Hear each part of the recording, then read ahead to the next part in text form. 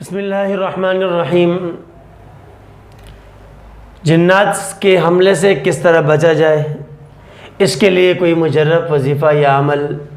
بالکل مجرب عمل بھی بہت زیادہ ہیں، وظائف بھی بہت زیادہ ہیں۔ تو آج میں ایک عمل آپ حضرات کو بتا دیتا ہوں۔ ایک روایت ہے، حضرت کعب احبار رحمۃ اللہ تعالی علیہ، یہ یہودی علماء میں سے تھے، اور حضرت عمر رضی اللہ تعالی عنہ کے زمانے میں یہ مسلمان ہوئے، ایمان لائے۔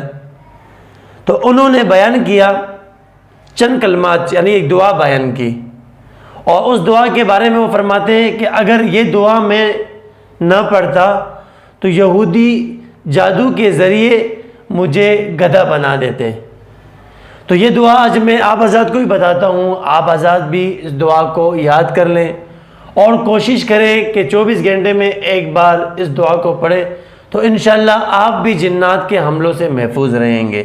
دعا کیا ہے؟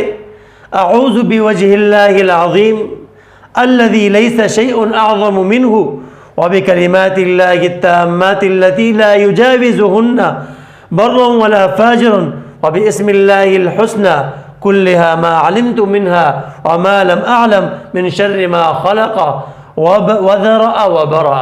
یہ دعا ہے، اس کو آپ یاد کر لیں اور اس کو کوشش کریں کہ 24 گھنٹے میں ایک بار ضرور پڑھیں، اور اس کی پڑھنے کی برکت سے آپ جادو اور جنات سے محفوظ رہیں گے انشاءاللہ۔